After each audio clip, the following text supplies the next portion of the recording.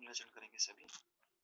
नमो हरिहंताणम, नमो सिद्धाणम, नमो आयर्याणम, नमो वज्रायाणम, नमो लोये सवसाहूणम,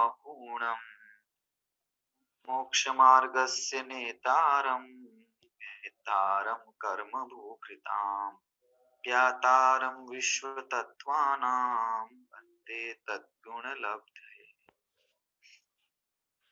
यह तत्वार्थ सूत्र नामक महाग्रंथ है, जिसके 9वें अधिकार के ऊपर हम चर्चा कर रहे हैं। 9वें अधिकार में संवर और निर्जरा तत्व का वर्णन यहाँ किया गया है और यहाँ संवर की चर्चा अभी चलती है, जिसमें संवर के कारणों की चर्चा करते हुए गुप्ती, समिति, धर्म और परिचय की चर्चा हमने की। अनुप्रेक्षा और परिचय की चर्चा हमने की। इसमें 22 प्रकार के परिचय और उनको जीतना, वह 22 प्रकार का परिचय कहा हुआ है। और संवर के मार्ग से, रत्नत्रय के मार्ग से च्युत नहीं होने के लिए, अर्थात उस पर दृढ़ बने रहने के लिए और कर्म की निर्जरा के लिए इन परिचयों का सहन, है ना, मुनिराजों द्वारा किया जाता है। की चर्चा हमने की। अब जितने मुनिराज हैं, क्या वे सभी इन सभी परिचयों को सहन करते हैं, अथवा उनकी हर एक अवस्था में क्या ये सारे परिचय संभव है, अथवा कौन कौन से मुनिराज के किस किस प्रकार का परिचय होता है, अथवा वे मुनिराज जिस गुणस्थान में है ना, उस गुणस्थान के अंदर किस किस प्रकार के परिचयों का वहां संभावना हो सकती है ना, इसको हमको देखना है। तो यहाँ किसको कितने परिचय संभव है या हो सकते हैं, वो चर्चा यहाँ की जाएगी। और फिर एक साथ एक समय में कितने परिचय हो सकते हैं, ये भी चर्चा यहाँ पे की जाने वाली है ना। चर्चा थोड़ी सी समझने लायक है। जब उसको हम पढ़ेंगे तो बहुत सारे प्रश्न हमारे चित्त में उपस्थित होंगे और आचार्य भगवंतों ने, अन्य सभी ने ना यथा योग्य समाधान करने का भी उसका पूरा किया है और हम उसको समझेंगे, है ना। तो थोड़ा चित्त को अपन एकाग्र करके इस विषय को समझते हैं कि यहाँ पर क्या है। और बड़ा महत्वपूर्ण विषय है ना। उसमें एक सूत्र तो बहुत ही महत्वपूर्ण है, एकादश जीने वाला, है ना। उसके आधार से ही, उसका ही समझ लीजिए आधार लेकर कई प्रकार से अनंत भगवान का जो स्वरूप है, उस अनंत भगवान के स्वरूप के अंदर सब, है ना, विसंवाद पैदा हुआ है। वो मतलब सूत्र से नहीं हुआ, लेकिन उसका आधार लेके विसंवाद पैदा करते हैं, अथवा शास्त्र का आधार वो बताते हैं। आदि आदि सब चलता है और जैसा यथार्थ जितेंद्र भगवान का स्वरूप है ना, उसका वैसा कई अन्य जन प्रतिपादन नहीं करते हैं।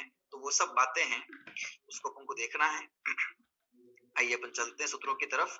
22 प्रकार के परिचयों का नाम एक बार देखते हुए फिर अपन आगे बढ़ेंगे।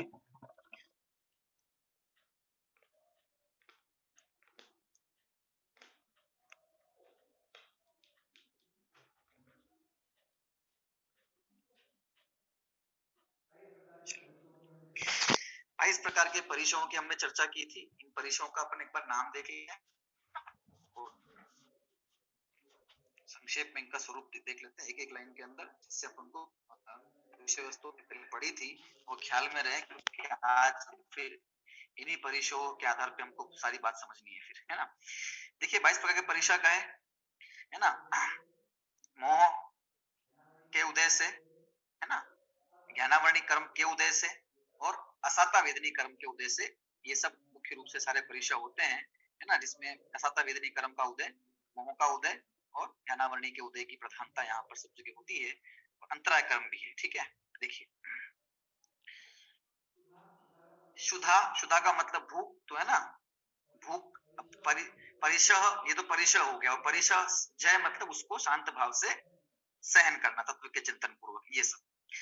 क्षुधा, भूख को सहन करना, तृषा प्यास, है ना, का शांत भाव से सहन करना, शीत, ठंड, उष्ण, गर्मी, है ना, इनको जीतना, दंश मशक, मच्छर आदि का काटना, उस समय होने वाली जो वेदना है उसको अपन को शांत भाव से सहना, नग्नता, है ना, जो नग्न स्वरूप है उसमें लज्जा या संकोच का नहीं होना, जन्मजात रूप होना, है ना, किसी प्रकार का वहां पर संकोच इत्यादि नहीं होना, ठीक है, और विकार नहीं होना। अरति, है ना, अच्छा न लगना है, इस प्रकार की उदासीनता का भाव, इस प्रकार का भाव नहीं होना। धर्म के प्रति, निश्चयता के प्रति वो जय है। ये सब यहाँ परिचयों का स्वरूप बताया और इनको जीतना वो परिचय जय हो जाएगा, है ना। स्त्री, है ना, सभी प्रकार की स्त्री, किसी प्रकार की स्त्री हो, है ना, साक्षात स्त्री हो अथवा पुतला हो या चित्र हो, किसी भी प्रकार से, कहना मतलब उस सब प्रकार के तत्संबंधी जो भी विकार उत्पन्न होने के निमित्त वो स्त्री है उसके प्रति आसक्त नहीं होना। चर्या, चर्या का अर्थात गमन है ना, अथवा मुनिचर्या। निषद्या अर्थात आसन लगाकर जो ध्यान इत्यादि में बैठते हैं, है ना, उस समय नाना प्रकार के जो कुछ भी भय के कारण उपस्थित हो जाए, है ना, तो भी उसका निवारण करने का उपाय न करना अथवा उससे उस ध्यान की मुद्रा से विचलित नहीं होना, कहने का मतलब, ठीक है ना, उस पर टिके रहना, किसी प्रकार से भय के मारे, डर के मारे, है ना, दुखी होकर, परेशान होकर, इस प्रकार से शैया, है ना, सोना, तो कंकड़ पत्थर इत्यादि के ऊपर बिना करवट बदले सोना, ठीक है। आक्रोश, कोई कठोर वचन कहे तो भी आक्रोशित नहीं होना, विकार उत्पन्न नहीं करना। वध, है ना, किसी के द्वारा मारे पीटे जाने पर, प्राणों का हरण करने जैसी स्थिति आ जाने पर भी उसके प्रति द्वेष का भाव उत्पन्न नहीं करना। याचना, किसी भी प्रकार की क्षुधा, तृषा आदि वेदना होने पर अथवा ठंड गर्मी कुछ भी लगने पर, है ना, याचना नहीं करना, मांगना नहीं, औषधि आदि की याचना नहीं करना, इस प्रकार से याचक भाव से मुक्त रहना, ठीक है ना, दीनता नहीं होना। परिचय जय है अलाप, है ना, आहारादि की प्राप्ति, अंतराय कर्म के उदय से अपने योग्य वस्तु की प्राप्ति नहीं होना, और ऐसी स्थिति में ये तो अलाप परिचय हो गया, और ऐसी स्थिति को शांत भाव से सहन करना अलाप परिचय जय। रोग मतलब व्याधियां शरीर में हो जाना, उसको जीतना, रोग परिचय जय। तृण स्पर्श, कांटे कंकर आदि का स्पर्श होना, चुभना, चाहे वे चर्या गमन कर रहे हो तब भी, बैठे हो तब भी हो सकता है, हवा का झोंका आया, हवा के साथ में कांटे उड़ के आ गए, कंकड़ उड़ के आ गए शरीर के साथ में, है ना, चिपक गए, ये सब भी संभव है, हो सकता है। अथवा कहीं बैठे हैं तो, है ना, वृक्ष आदि के नीचे बैठे हैं या कहीं ऐसे स्थान पे है तो वहां से भी गिरना, अथवा जहाँ बैठे हैं वहां भी नीचे पत्थर आदि होना, तो जरूरी नहीं कि चलेंगे तभी तृण स्पर्श होगा, बैठे भी हो सकता है, उसको जीतना। मल, शरीर पर एकत्रित नाना प्रकार, बहुत प्रकार का मल इकट्ठा हो जाता है, श्वेत जन्य, धूल मिट्टी से मूर्ति से, उससे ग्लानि नहीं करते हुए, है ना, और स्नान व्रत का धारण करते रहना, ठीक है ना, अपने सत्कार पुरस्कार, है ना, तो पूजा और प्रशंसा, है ना, यश पहले मेरी पूजा प्रशंसा हो अथवा नहीं हो रही हो, है ना, और बहुत कुछ तपादि करने पर भी, ज्ञान का विशेष उगाड़ होने पर भी लोग पूछते नहीं हो, सम्मान नहीं करते हो, यश नहीं देते हो तो भी, है ना, विचलित नहीं होना, दुखी नहीं होना, है ना, ये सत्कार पुरस्कार परिचय है।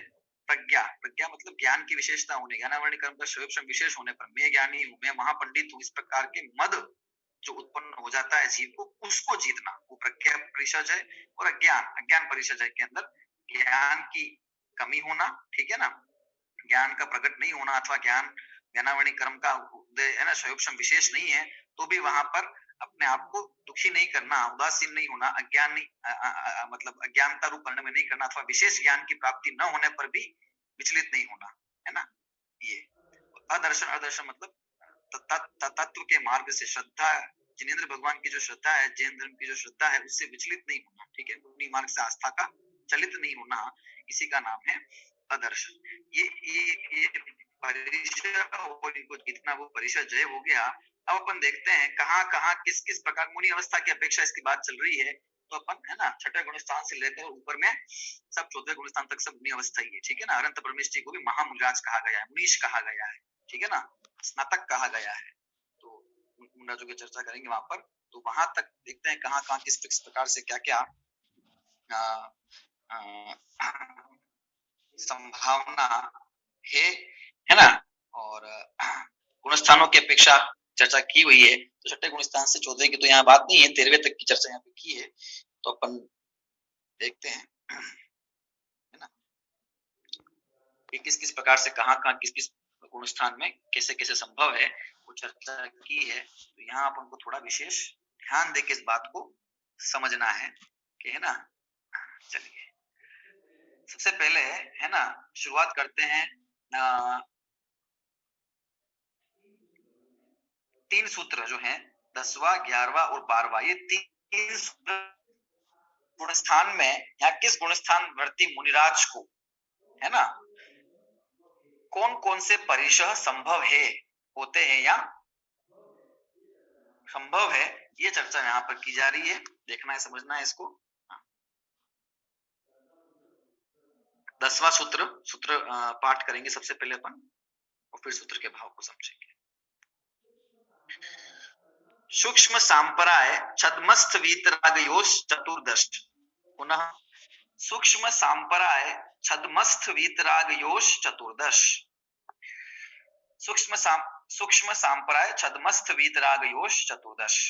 संधि विच्छेद करते हैं, सूत्र विच्छेद करते हैं। देखिए, सूक्ष्म डैश सांपराय डैश छद्मस्थ डैश वीतरागयोः प्लस चतुर्दश।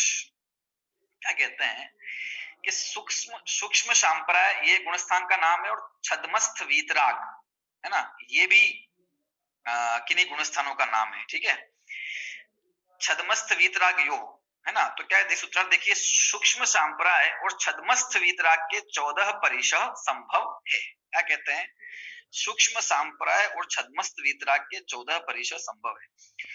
सूक्ष्म सांपराय 10वें गुणस्थान का नाम है। सांपराय का मतलब है कषाय, ठीक है, सांपराय का मतलब कषाय, और सूक्ष्म सांपराय मतलब जहां कषाय अत्यंत सूक्ष्म है। ठीक है, 4 कषाय चौकड़ी में भी 3 तो चली गई है, संज्वलन संजलन कषाय का भी अत्यंत ही मंद, अति मंद, जहां पर सूक्ष्म सद्भाव रहा है, वो सूक्ष्म सांपराय नामक 10वां गुणस्थान कहलाता है। ठीक है ना,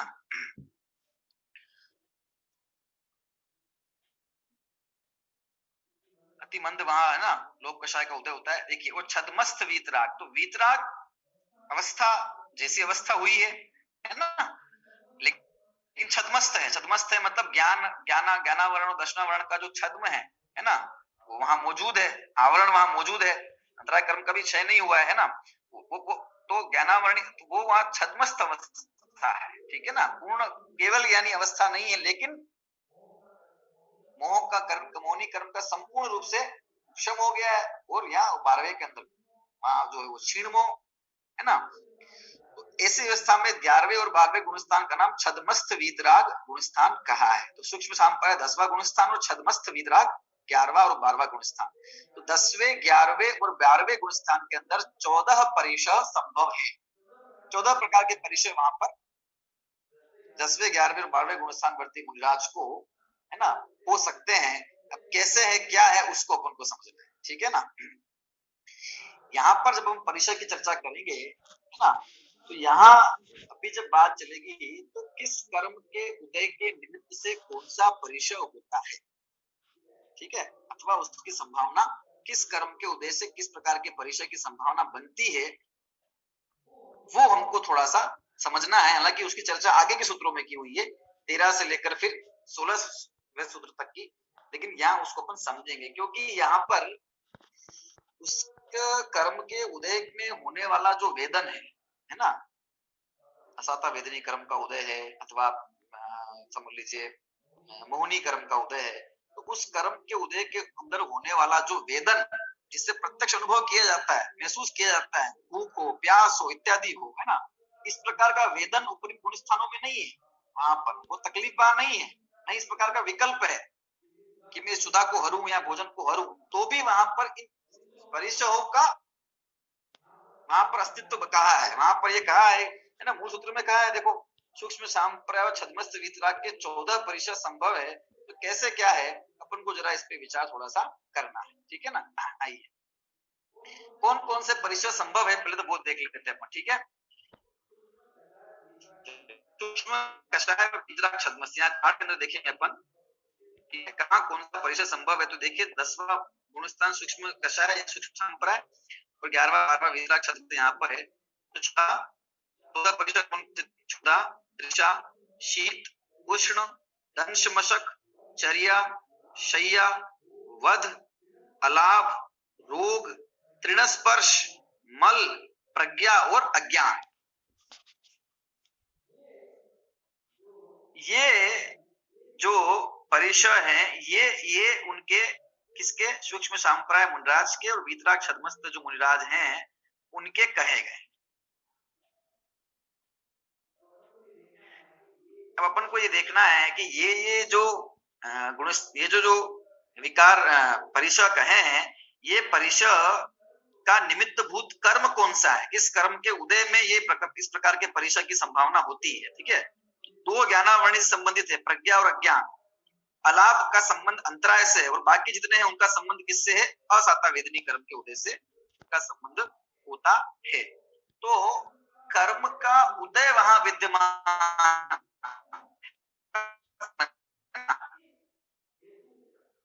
इस हेतु से, इस अपेक्षा से, कारण के सद्भाव की अपेक्षा से, निमित्त कारण के सद्भाव की अपेक्षा से यहाँ पर इन परिचयों की संभावना कही गई है। 10वें गुणस्थान के अंदर कहें या 11वें में कहें या 12वें में कहें, है ना, ठीक है। क्षुधा वेदनी कर्म जो है, असाता वेदनी कर्म से ही तृषा, क्षुधा का वेदन होता है, तृषा का वेदन होता है। भूख लगना, भूख मतलब लगना मतलब आकुलता होना, और आकुलता असाता वेदनी का काम है ना, ठीक है। तृषा मतलब प्यास लगना, है ना, शरीर में जल की कमी होने पर प्यास महसूस होना, ठीक है, वो तत्संबंधी आकुलता वैसी होना, ये काम किसका है? ये काम असाता वेदनी कर्म का काम है। इसी प्रकार ठंड से बाधा, गर्मी से ठंड लगना शरीर को, ये एक अलग बात है। यहाँ उष्णता या वैसा वातावरण के अंदर जाना अलग बात है, लेकिन उस प्रकार का, है ना, वैसा महसूस होना, ठीक है ना, ये सब असाता वेदनी कर्म के उदय का कारण है। तो परिस्थितियां भी है, ठीक है। दंश मशक, मच्छर आदि का काटना असाता वेदनी कर्म के उदय से होने वाला है ना। फिर चर्या, शय्या, वध, अलाप, अलाप अप्राप्ति को लिया है तो यहाँ पर अंतराय कर्म को ले लिया है, ठीक है ना।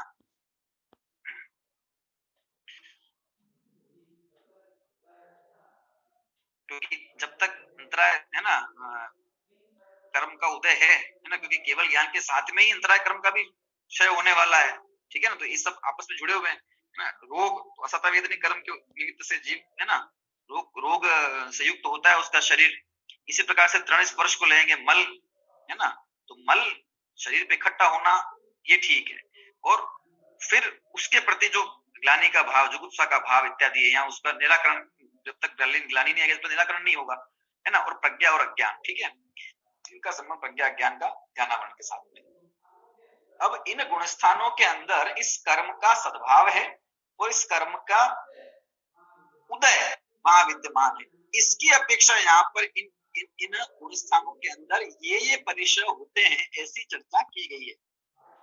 बाकी इन परिचयों के उदय में होने वाला जो वेदन है, जो तकलीफ है, उस तकलीफ से ये जुदा है, उस तकलीफ से इनका कोई लेना देना नहीं है। क्योंकि इतना वेदन अगर वहां उस स्थान में हो जावे, है ना, तीव्र उदय वहां अगर असाता का इस प्रकार का हो जाएगा अथवा मन वहां से विचलित हो जाएगा, तो फिर आगे वे बढ़ नहीं पाएंगे, कर्मों की निर्जरा वहां हो नहीं सकेगी, ठीक है ना। इसलिए उदय विद्यमान है, और उस उदय को जो परिचय है, वो परिचय जो जीव को है उसका आ रहा है, उसका निमित्त भूत कर्म क्या है? उस कर्म की सत्ता विद्यमान है, तो उसका उदय विद्यमान है, इसकी अपेक्षा ये बात होती है। इसलिए यहाँ पर सब बातें आगे और भी, अभी तो ये सब मुंडाजू की बात चल रही है ना, अभी अगले गुणस्थान में फिर जितेंद्र भगवान की चर्चा आएगी, इसकी अपेक्षा ये बात कही। बाकी शुदा वेदनी कर्म का, असत्ता वेदनी कर्म का उदय मौजूद है, इसलिए, है ना, वहां पर जो क्षुधा है ना, जो भूख है, जो शरीर की इस प्रकार की स्थिति, वो तो समझ, लेकिन असत्ता वेदनी कर्म का उदय भी क्या है ना, मंद है, ठीक है ना। दूसरा, इसलिए वहां पर उन्हें विकल्प नहीं आता कि भोजन करने जावे, आहार लेने जावे, अथवा, है ना, तृषा जो है वो उसको, है ना, अपन उसको मिटाने का उपाय करें। आहार लेने जाने का विकल्प या योग की इस प्रकार की प्रवृत्ति वहां नहीं होती, वहां तो एक निश्चल ध्यान में ही रहते हैं।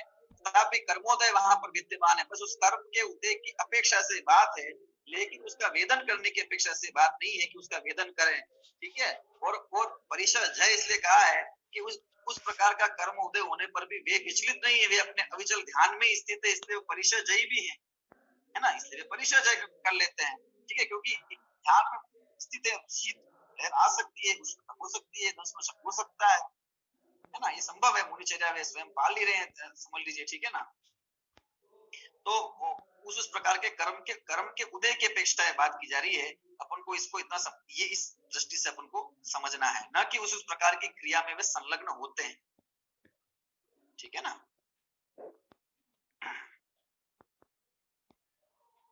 इससे विषय ख्याल में आ जाता है। देखिए अब सूक्ष्म कषाय और वीतराग छद्मस्य जो है, इनमें थोड़ा सा अंतर ये है भाई इस वीतराग छद्मस्त में तो वहां मोह का जो है पूरी तरह से उपशम और यहाँ अभाव हो चुका है, लेकिन सूक्ष्म कषाय के अंदर मोह का भी अभाव नहीं हुआ है, क्योंकि उसका नाम ही सूक्ष्म सांप्राय कषाय, कषाय चरित्र मोहनी है, कर्म है, तो उसका उदय विद्यमान है। तो उसकी स्थिति और वीतराग छद्मस्त वाले गुणस्थान दोनों के अंदर एक जैसी स्थिति क्यों कहते हो? मोहनी कर्म के उदय से होने वाले जो अन्य परिशा है उसकी सद्भावना इस सूक्ष्म कषाय गुणस्थान में क्यों नहीं कही गई है ना? तो वो उसका कारण, इसका हेतु ये है कि यहाँ पर उसका नाम ही सूक्ष्म कषाय है, सूक्ष्म सांप्राय, यहाँ पर मोहनी का संज्वलन कषाय का अति अति मंद उदय वहां पर है, और इसके कारण से उनके जो कार्य है उसमें कोई बाधा ऐसी विशेष आती नहीं, और उदय जो है वो अत्यंत मंद है। उदय की बात, उदय की अपेक्षा बात चल रही है यहाँ पर, उदय जो है वो अत्यंत मंद है ना? संज्वलन कषाय आदि का, संज्वलन कषाय रूप जो मोहनी कर्म है उसका, ठीक है। बाकी दर्शन मोहनी सब चला ही गया है, उसकी तो बात है ही नहीं, ठीक है। इसलिए अन्य जो मोहनी कर्म की प्रधानता वाले जो परिसर है वो यहाँ पर नहीं लिए। 11वें गुणस्थान में तो बात होगी ही नहीं, क्योंकि उपशांत मोह है, और 12वां तो क्षीण मोह है, तो वहां तो बात है ही नहीं। लेकिन 10वां जहां पर मोहनी की सत्ता मोहनी विद्यमान है, उसका उदय है, लेकिन उसका उदय इतना मंद है कि वो है ना 11वें 12वें जैसा ही समझ लीजिए उसको, ठीक है। इसलिए यहाँ पर सूक्ष्म कषाय को उसके अंदर डाल दिया है, और ये 14 प्रकार के परिचयों का वहां पर संभावना बता दी है। तो संभव बताया है, संभावना बताई है, तो वहां पर बात इतनी है कि सुधा या तृषा आदि के जन्म जो वेदना है ना, तीव्र वेदना, उसका वहां पर कोई सद्भाव नहीं है, क्योंकि सुधा संबंधी जो असाता वेदनी कर्म की उदीर्णा है वो छठे गुणस्थान के अंदर जो है वो तक ही उदीर्णा है। तो वहीं तक अगर है ना, और उदीर्णा उस प्रकार के असाता वेदनी कर्म की उदीर्णा के बिना इतनी वेदना होना भूख ये संभव नहीं है। इसलिए यद्यपि परिसर कहा है तो है ना, फिर भी वो आकुलता उस प्रकार का यहाँ प्रयास की आकुलता ऐसा वहां पर संभव नहीं होता। लेकिन कर्मोदय कारण विद्यमान होने के कारण से, निमित्त कारण जो कर्म है वो उसका उदय विद्यमान होने के कारण से ये बात यहाँ पर की गई है, ऐसा हमको समझना चाहिए। बाकी ये सब ध्यान की अवस्था है, ध्यान की गुणस्थान है, तो उसमें ध्यान के अलावा और तो कोई काम है नहीं, ठीक है ना। अपने सुख में स्थित रहते हैं तो इस प्रकार का विकल्प भी नहीं है कि भूख लग रही है तो मैं सहन करूं, प्यास लग रही है तो मैं शांत भाव से सहन करता हूं, है ना, या तत्व का चिंतन करता हूं, ये सब बातें, क्योंकि वे तो स्वरूप में स्थित है। अब देखिए, अब ये तो 10वें 11वें 12वें गुणस्थान की बात हो गई। अब आज आगे क्या कहते हैं आचार्य, देखिए एकादश जिने, सूत्र क्रमांक 11 क्या कहते हैं, एकादश जिने, एकादश जिने, जिने मतलब जिन में, जिन जिन मतलब जिसने इंद्रियों को जीत लिया, ऐसे जिनेंद्र भगवान, है ना। यहाँ पे 13वें गुणस्थान वर्ती जो अनंत परमेष्टि उनकी बात चल रही है। एकादश, उसमें 11, सूत्रार्थ क्या है देखिए, जिनमें 11 परिसर संभव है, जिनेंद्र भगवान के 11 परिसर संभव, ये चर्चा की। अब इसको समझना, क्या जिनेंद्र भगवान के भी परिसर होते हैं, क्या अनंत परमेष्टि भी परिसर से युक्त होते हैं, उनके भी इस प्रकार का परिसर है, तो फिर सामान्य व्यक्ति में है ना, और उनमें क्या अंतर रहा है ना, फिर क्या उनके पुण्य के उदय की बात हुई है ना, ये बात, ये प्रश्न खड़ा होता है, ठीक है। तो इसमें एकादश परिसर कौन कौन से पहले देख लेते हैं। ये 14 प्रकार के परिसर का ये कहीं, इसमें जो ज्ञानावरणी और अंतराय से संबंधित 3 है वो निकाल लीजिए। प्रज्ञा और अज्ञान का संबंध ज्ञानावरण से है, और अलाभ का संबंध अंतराय से। इसको 3 को छोड़कर बाकी जो 11, सुधा, तृषा, शीत, उष्ण, दंश, मशक, चर्या, शय्या, बद, रोग, तृणस्पर्श, मल, ये जो 11 प्रकार के परिसर हैं, ये जिनेंद्र भगवान के एकादश जिने जिनेंद्र भगवान के होते हैं। इस प्रकार का यह सूत्र यहाँ पर दिया गया है। इस सूत्र के अपन को भाव को समझना बहुत जरूरी है, नहीं तो है ना सब समस्या उत्पन्न हो जाएगी, ठीक है ना। और फिर कहीं ना कहीं मन जो है वो, चित्त जो है वो है ना शंका से युक्त रहेगा, उसका निराकरण बहुत आवश्यक है। जिनेंद्र भगवान में 11 परिसर संभव है, ये बात कैसे गई। तो यहाँ पे देखिए, वहां पर 4 घातिया कर्मों का तो वहां पर अभाव ही हो गया है, तो उनके उदय की तो कोई बात ही नहीं रहे। 4 अगत्या कर्म, ठीक है, तो वहां वेदनी कर्म का संबंध परिसर से किया गया है, ठीक है। तो असाता वेदनी कर्म और साता वेदनी कर्म दोनों प्रकार का कर्म होता है, ठीक है ना। तो साता वेदनी कर्म का उनके वहां पर तीव्र तीव्र उदय साता वेदनी कर्म का रहता है। असाता वेदनी कर्म जो है, असाता वेदनी कर्म का की जो सत्ता है वो विद्यमान है, ठीक है ना। अत्यंत अत्यंत अत्यंत अत्यंत अत्यंत मंद उदय, ठीक है, विद्यमान रहने के कारण उस असाता वेदनी कर्म का उसके निमित्त भूत, है ना, उस असाता वेदनी कर्म के कारण से जो उसके उसके उदय से जो होने वाले, उसके उदय के निमित्त से होने वाले जो परिसर हैं, है ना, उनकी सद्भावना वहां पर कही है। इसका मतलब ये बिल्कुल नहीं है कि उन्हें भूख लगती है, उन्हें प्यास लगती है, उन्हें ठंड लगती है या गर्मी लगती है ना। कोई मच्छर इत्यादि आके उनको काटता है और फर्क नहीं पड़ता, ये बात नहीं है, काटता ही नहीं है, ठीक है ना। इसी प्रकार से उनका विहार इत्यादि होता है तो वहां कोई तकलीफ उनको हो, ऐसा कुछ नहीं है, ठीक है ना। रोग होता हो कोई उनको, ऐसा भी नहीं है, ठीक है ना। वही वो तृण स्पर्श वगैरह सब बात आई गई इसमें, है ना। और मल मल मल की कोई बात है नहीं, इसलिए नहीं है क्योंकि वो शरीर जो है वो परम औदारिक शरीर हो चुका है, ये सब बातें। लेकिन बस उसके निमित्त भूत कर्म की सत्ता में विद्यमान है ना। और अत्यंत अत्यंत ही मंद, मतलब अनंत गुना तो साता का उदय है ना, और अनंत गुना हीन या कमजोर बिल्कुल, है ना। और जो है वो बात चर्चा यहाँ पर की गई, केवल अस्तित्व की अपेक्षा उसकी बात की गई है, लेकिन उसका अनंत भगवान के भावों पर, उनके ध्यान में, उनके, है ना, केवल ज्ञान केवल सुख में वहां कोई फर्क पड़ता नहीं है। क्योंकि अगर परिसर का उदय हो जाए, वो जो होता है, और तत्जन्य जो कुछ भी आकुलता होती है, अगर वो आकुलता का वेदन उन्हें हो तो फिर वो निराकुल सुख के तरीके से, है ना, सुधा का लगना और फिर उसको शांत भाव से सहन करना, तो लगी तब सहन किया तो वो तो आकुलता पैदा हो गई ना। जो आकुलता है, आकुलता वहां नहीं है, निराकुलता वहां मौजूद है, किसी प्रकार की आकुल क्षुधा, तो फिर वहां पे परिचय क्यों कहे, उनको शुदा परिचय होता है। ये लिखा है, देखो यहाँ पे एकादश जी ने कहा हुआ है, वो टीका में से व्याख्या की है, 22 परिचय में से 11 परिचय इनको होते हैं, है ना, ये संभव है, ये बात यहाँ पर की गई। उसका क्या मतलब हुआ, इसका यही मतलब हुआ कि सिर्फ और सिर्फ तत्संबंधी, है ना, जो वेदनी कर्म है, वो वेदनी कर्म का अत्यंत हीन अनुभाग के साथ में वहां पर मौजूदी है ना, उसकी अस्तित्व विद्यमान है, बस इस अपेक्षा ये बात है। बाकी और इसका कोई भी अर्थ नहीं है ना, ऐसा नहीं है। अगर इतना तीव्र उदय उन्हें क्षुधा का होने लग जावे कि उन्हें भूख को मिटाने का उपाय करना पड़े, तो फिर उनके भी आहार आदि की स्थिति बन जाएगी, वे भी आहार लेने चले जाएंगे, तो फिर वहां पर निराकुल अनंत सुख की कल्पना, अनंत सुख की जो चर्चा है वो काल्पनिक हो जाएगी, वो व्यर्थ हो जाएगी। फिर तो उन्हें भी सामान्य जो मुनराज है ना, उनकी तरह आहार इत्यादि के लिए जाना पड़ेगा शरीर। दूसरी बात यह है कि उनका जो शरीर है वो परम औदारिक शरीर हो चुका है। देवो इत्यादि के भी जो शरीर है वे भी अत्यंत उन्नत शरीर होने पर होते हैं, अत्यंत ना समझ लीजिए इस प्रकार के शरीर होते हैं, तो भी तो उनके वर्षों वर्षों में एक बार कभी, है ना, इस प्रकार का शुदा का विकल्प उत्पन्न होता है। तो उनका जो शरीर है वो तो यद्यपि औदारिक है, लेकिन परम औदारिक शरीर है। सूक्ष्म निगोद सब प्रकार के, है ना, निगोदिया जीवों से वो रहित हो गया है, ठीक है।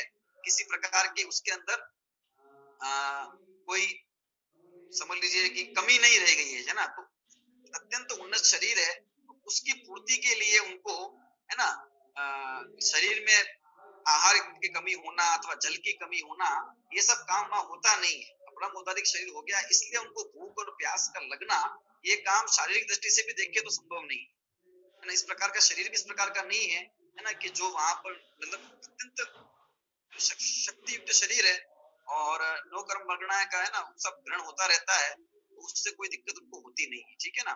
दूसरी ये हो गई एक बात शारीरिक दृष्टि से देखें तो अपन। और फिर सत्ता क्यों कही है वो अपन ने देख ही लिया, कर्म के मंद की बात कही है, बस इतनी ही बात, और कुछ नहीं है इसके, ठीक है। बाकी उनको शुदा होती है, भूख लगती है, इसलिए फिर उनको भोग चढ़ाओ, है ना, इसलिए उन्होंने भूख मिटाने के लिए ये किया था, ठीक है। रोग की भी चर्चा है यहाँ पर भी, ये रोग नाम का परिचय भी होता है, तो है ना, फिर रोग भी हुआ था, ऐसे जब भगवान महावीर को रोग हुआ था, इसी प्रकार की चर्चा भी सब, है ना, यहाँ की जाती है, जो कि जिनेंद्र भगवान का सब अवर्णवाद है ना। क्योंकि जब तक तीव्र उदय असत्ता का नहीं हो तब तक ये इस प्रकार का वेदन तकलीफ जो है, दुख दुख रूप वेदन संभव नहीं, जब तक तीव्र सत्ता का उदय नहीं हो जीव, है ना। और तीव्र सत्ता का उदय वहां है ही नहीं, ठीक है। इसलिए वो कोई तकलीफ है उनके बाहर, मतलब इस प्रकार का उनको उदय आए और दिक्कत हो, ये बात ही नहीं। और सत्ता का उदय भी इतना तीव्र है कि सब प्रकार के सर्वत्र अनुकूलता ही अनुकूलता है, प्रतिकूलता का कुछ काम ही नहीं है ना। कि जो उनको जैसे वध प्रकार का वध, कौन उनका वध करेगा, कौन उनको मारेगा पीटेगा, कौन कर सकता है उनके साथ में मारपीट, है ना। अतुल्य बल के धारी हैं। और दूसरी बात, उनको इस प्रकार से भाव ही नहीं आता, कहने का मतलब। लेकिन बस तत्जन्य कर्म की सत्ता की अपेक्षा इतनी बात, उसको उस अपेक्षा ग्रहण करके और अपन को छोड़ देना है, और इसका कोई नहीं है ना। बाकी शुदा होगी या तृषा होगी, ठंड लगेगी घर में, कुछ नहीं, कुछ नहीं ऐसा कोई, ना तो इस प्रकार की स्थितियां वहां पर है, और जो है जैसा भी है ना, उससे उनको कोई फर्क पड़ने वाला नहीं है। क्योंकि एक तो शरीर परम उदारिक है, अतुल्य बल के अनंत वीर्य प्रकट हुआ है, अतुल्य बल के धारी है, ठीक है ना। और सबसे बड़ी बात कि वे मौनी कर्म के विजेता हो गए। बाह्य परिस्थितियां तभी ही सुख दुख उत्पन्न करेगी जब तक मौनी कर्म विद्यमान है। मोह के उदय से जीव या तो राग द्वेष करता है और मिथ्या परिणाम करता है कि ये परिस्थितियां, ये परद्रव्य मुझे तकलीफ देता है ना, दुख उत्पन्न करता है। तो ना तो वो उनको भाव है, और नहीं राग द्वेष का परिणाम है, नहीं अनुकूलता और प्रतिकूलता का उनको किसी प्रकार का बाह्य वस्तु का कारण वेदन है। जब मोह ही नहीं है, जब मोहनी कर्म में चला गया, तो फिर वहां पर है ना सुधाजन्य आकुलता या तृषाजन्य आकुलता या शीत और उष्ण जन्य कोई तकलीफ उन्हें हो सके, इसका प्रश्न ही नहीं, ठीक है। इसलिए ये जो कथन कहा है कि भाई एकादशी ने, ये कथन पूर्ण रूप से औपचारिक कथन है ना, निमित्त अपेक्षा कहा गया कथन है, व्यवहार नहीं की अपेक्षा कहा गया कथन है। वास्तव में देखें, निश्चयेंद्र की दृष्टि से देखें तो जिनेंद्र भगवान को कोई परिचय होते नहीं है, कोई परिचय नहीं होता, वे परिचय से रहित है, ठीक है। इस बात को अपन को गहरे से समझना है। इसलिए उन्हें भूख लगती है, वे भोग ग्रहण करते हैं, अथवा उन्हें है ना भगवान महावीर को केवल इनकी अवस्था के अंदर हुआ था, अथवा उन्हें क्षुधा की पीड़ा हुई थी, तो फिर ऐसे ऐसे ये भोजन कराया गया था, और ऐसे ऐसे उनकी पीड़ा मिटी थी, पेचिस का रोग हो गया था, तो ऐसी ऐसी है ना सब उपाय किया गया था। तो ये सब जो मिथ्या कल्पनाएं हैं, ये इस सूत्र का असली भाव या यथार्थ भाव नहीं समझने के कारण से, मिथ्यात्व के कारण से उत्पन्न कर दी गई है। और अगर हम भी इसके भाव को नहीं समझेंगे तो हमें भी ये लगने लगेगा कि हाँ बात तो सही है, कहा तो है देखो शुदा परिचय है, तृषा परिचय है, कहा तो है ना। भोजन करे न करे ये तो बात दूर की बात है कि लेंगे कि नहीं लेंगे, लेकिन भूख होती ही नहीं है ये बात है, प्यास होती ही नहीं ये बात है। क्योंकि भूख और प्यास के लिए जो आकुलता है, वो आकुलता उनको नहीं है, ना वो आकुलता का वेदन उनको है, क्योंकि उदीर्णा नहीं है उस पर असत्ता वेदनी कर्म की, उससे अपन को इजी लगे। ये तो यहाँ भी नहीं, 10वें 11वें 12वें गुण स्थान में ये भी बात ही नहीं है, ठीक है ना। ये अपन को बात समझनी है, और जो सूत्र लिखा है इसको भी समझना है, ना तो ये सूत्र गलत है, ठीक है ना। है ना, इस सूत्र का ऐसा ऐसा नहीं कि ये सूत्र अपन सोचे कि ये तो चलो ठीक है ना, व्यवहार नहीं की दृष्टि से है ना, किस वो अपेक्षा क्या है व्यवहार नहीं की, तो वो कर्म के उदय के निमित्त की अपेक्षा ऐसे चर्चा है, तो इतना है और कुछ नहीं है ना। तो बाकी उससे कोई उनके वितराग अवस्था को कोई फर्क नहीं है। और जरा भी आकुलता है ना, उनको पंच मात्र भी उत्पन्न नहीं होती, अगर आकुलता उत्पन्न हो जाए तो वे निराकुल सुखी नहीं हो सकते, है ना। तो फिर वे भगवान या जिनेंद्र नहीं हो सकते, ठीक है ना। फिर वे सामान्य सब संसारी जैसे हो जाएंगे, फिर कोई वह भगवत्ता वहां रहेगी नहीं, निराकुल सुख वहां रहेगा नहीं, ठीक है ना। इस प्रकार से जिनेंद्र भगवान में 11 परिचय जो है उनकी वहां पर जो है उसकी बात की गई है। तो बाकी है ना बहुत आपको तो शुदा तृषा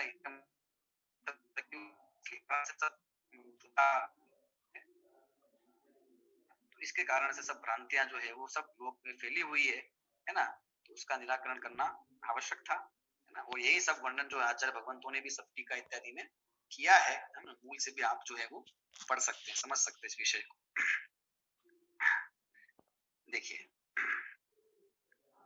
तो जिस प्रकार देखिए, जैसे कि भाई वेदनी कर्म का उदय, तो नवे गुण स्थान तक उसका उदय कहा, तो नवे गुण स्थान तक वेदनी कर्म का उदय कहा है। अब नवे गुण स्थान वर्ती जो मुनिराज हैं, हम विचार करें अपन, नवे गुण स्थान वर्ती मुनिराज उत्तम ब्रह्मचर्य के धारी नहीं है, उन्हें परम ब्रह्मचर्य नहीं है। जब परम ब्रह्मचर्य है और वेदनी कर्म उन्हें वैसा उदय वहां पर कहा है, तो उस प्रकार का वे कार्य करते हुए जैसा उस वेद के उदय में होता है, तो नजर आते हैं। वेद पुरुष वेद पुरुष जैसा उदय होता है वैसा करते नजर नहीं आते, है ना। मैं तो संज्ञा इत्यादि नहीं है, लेकिन कर्म का उदय विद्यमान लोभ कहा है यहाँ पर, देखो सूक्ष्म लोभ विद्यमान का 10वें गुण स्थान के अंदर। तो क्या पर वस्तु संबंधी कोई ग्रहण करने इत्यादि संबंधी कोई क्रिया करते हुए नजर आते हैं, बोलते हुए नजर आते हैं, विचार भी करते हुए नजर आते हैं, उनके बुरे में होता है क्या? नहीं होता है, लेकिन विद्यमान है सत्ता, इसकी अपेक्षा बात है। लेकिन बाकी वे तो अपने आप ध्यान में लीन है, और वहां सब है ना, तो सब कर्म व्यवस्था की दृष्टि से बात है, बाकी ना उसका कोई उन्हें ऐसा इफेक्ट नहीं है, ठीक है ना। देखिए, अब ये बात हो गई 10वें की, 11वें की, 12वें की और 13वें गुणस्थान की, है ना। अब देखिए यहाँ पर अन्य जो गुणस्थान है, ठीक है, अन्य जो गुणस्थान कहे हैं, यहाँ जो बात चल रही है, ठीक है ना, ये समझ लीजिए कि व्रती जो महाव्रती हैं उनकी अपेक्षा बात चल रही है, तो सम्यक्त्व के साथ ले लिया गया है उनको, उस अपेक्षा ये बात चल रही है यहाँ पर, है ना। देखिए, बादर सांपराय सर्वे, 12वां गुणस्थान में क्या कहा है? बादर सांपराय सर्वे, है ना। जो बादर सांपराय है, जो बादर सांपराय है उसमें सर्वे सारे परिसर संभव है। देखिए, बादर सांपराय में सब परिसर संभव है। सांपराय मतलब कषाय, बादर मतलब स्थूल, स्थूल कषाय का उदय जहां विद्यमान है ना, उन गुणस्थानों को बादर सांपराय गुणस्थान कहा जाता है। नवे गुणस्थान का नाम भी बादर सांपराय गुणस्थान, क्योंकि नवे गुणस्थान तक, है ना, मान लीजिए संजुलन कषाय का जो उदय है वो स्थूल रूप से विद्यमान है, 10वें में तो सूक्ष्म है, तो 6ठा, 7वां, 8वां, 9वां ये सब गुणस्थान को बादर सांपराय, क्योंकि आचार्य देव ने स्पष्ट भी किया कि बादर सांपराय का मतलब यहाँ गुणस्थान नहीं लेना चाहिए, बादर सांपराय का मतलब यहाँ पे कषाय की अपेक्षा लेना चाहिए, और उसके अंदर जो भी गुणस्थान आ जाए वो सब ले लो, है ना। ऐसा स्पष्टीकरण इसलिए किया कि अनिवृत्तिकरण नाम का जो नवा गुणस्थान है वो नहीं ग्रहण कर लिया जाए, सिर्फ वही नहीं ग्रहण कर लिया जाए, है ना। तो बादर संप्रदाय मतलब 6, 7, 8 और 9 यहाँ पर सभी प्रकार की जो परिचय है वो संभव है, ये बात यहाँ पर की गई, ठीक है ना।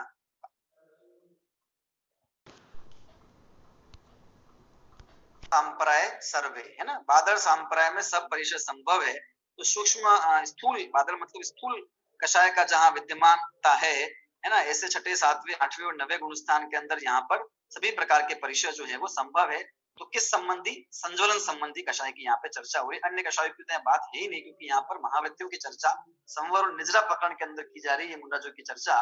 तो जिनके संवर निजरा प्रकट नहीं, अथवा है ना, जिनके 3 कषाय चौकड़ी का अभाव नहीं हुआ है, ऐसे जो मुंडराज है अथवा जो मिथ्या दृष्टि रविलिंगी मुंडराज है, उन सबकी तो यहाँ बात नहीं है ना, इसलिए उस दृष्टि से यहाँ पे लेना है अपन को।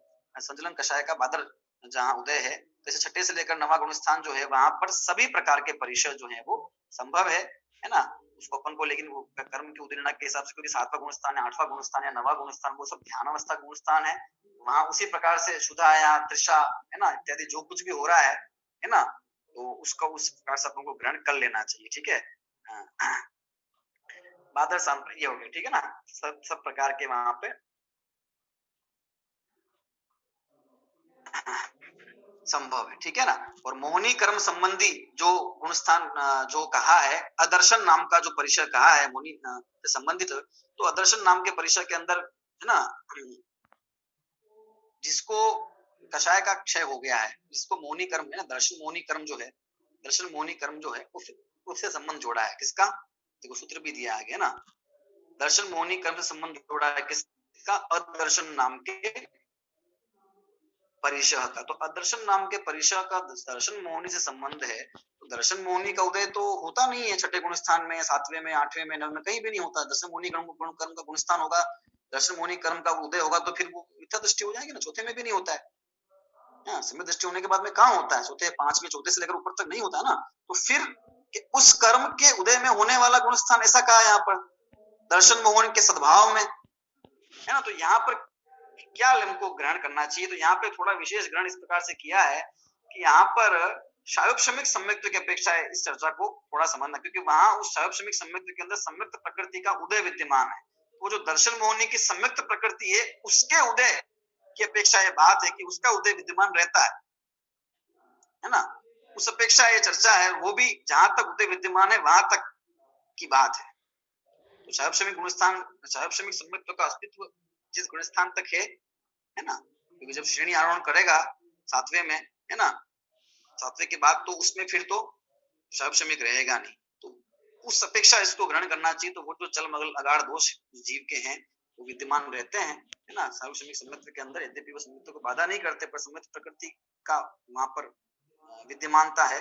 इस अपेक्षा इस अपन को अदर्शन नाम के परिसर को ले लेना चाहिए, उसको समझ लेना चाहिए।